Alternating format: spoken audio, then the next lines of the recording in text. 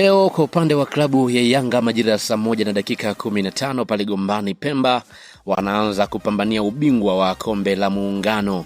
Na tunafahamu hapo baadaye kwa upande wa klabu ya Yanga watashuka dimbani kuvana na KVZ. Sasa tayari kwa upande wa mwalimu Melody Hamdi ameweza kuandaa jeshi lake ambalo linakwenda kupambana kwa ajili ya kufuzu moja kwa moja na kuelekea nusu finali. Sasa tayari ninacho hapa kikosi, lakini kabla sijakutajia kikosi cha Yanga ambacho kinaanza hapo baadaye, nikukumbushe tu kwamba hii hapa ni Swahili Media. Kama bado hujaweza kusubscribe, basi nikombe subscribe ili tuwe pamoja siku zote. Mimi naitwa Chicharito. Karibu sana tuweze kuangazia hapa kikosi kwa upande wa klabu ya Yanga kinachoanza dhidi ya KVZ.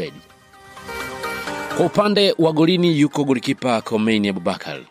Tunafahamu si golikipa ambaye amekuwa akipata nafasi mara kwa mara, lakini kwa wakati huu kwa upande wa mwalimu Melody Hamdi ameona kwamba ni wakati sahihi pia wa kuona ni kitu gani hasa ambacho kwa upande wa Komeini anakiongeza ndani ya kikosi cha Yanga, lakini pia na kipaji chake ili kisipungue zaidi. Hivyo moja kwa moja yuko langoni. Wakati huo pia beki nambari 2 yupo Kibwana Shomari. Tunafahamu ni mmoja ya beki ambaye amekuwa yupo kwenye ubora wa hali ya juu zaidi, namna ambavyo amekuwa anashambulia, lakini pia namna ambavyo amekuwa anazuia.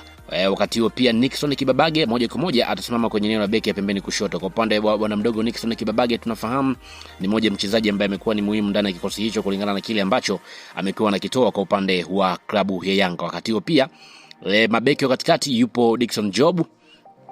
Kwa upande wa Dickson Job tunafahamu ni moja ya beki ambaye ni mtulivu, ni moja ya beki ambaye amekuwa anaweka uimara zaidi kwenye eneo la ulinzi kwa upande wa klabu ya Yanga. Lakini pia nahodha Bakari Nondo Mwamnyeto atasimama moja kwa moja ambapo watasaidiana na Dickson Job kwenye eneo hilo. Tunafahamu kwa upande wa Bakari Nondo Mwamnyeto msimu huu nafasi yake imekuwa ni finyu, lakini kwa mashindano kama haya kwa upande wa mwalimu anampanga ili aone ni namna gani hasa ambavyo kwa upande wake anaweza kaongeza kuna kitu kinaweza kikaongezeka. Wakati huo pia kwenye eneo la viungo kama kawaida viungo wako wawili, yupo Abubakar Salum Shoboy.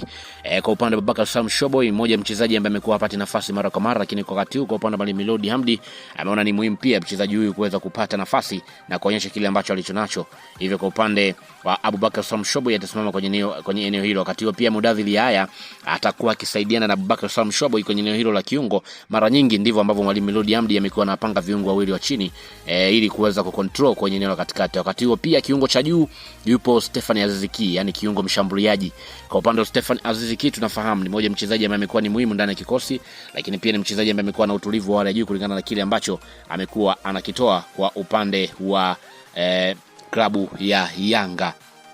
Wakati huo pia Max Nzengeli atasimama moja kwa moja kwenye eneo la pembeni kulia. Tunafahamu kwa upande wa Max Nzengeli mmoja mchezaji ambaye amekuwa ni muhimu zaidi kwenye eneo hilo. Hivyo moja kwa moja atakuwa akitokea kwenye eneo la kulia. Wakati huo pia atakuwa akibadilika mara nyingine akiwa anatokea eneo la kushoto. Wakati huo pia Jonathan Ikangalombo atakuwa akitokea kwenye upande wa kushoto, lakini watakuwa kibadilishana na Max Nzengeli kulingana na aina mfumo ambao mwalimu ameweza kuja nao.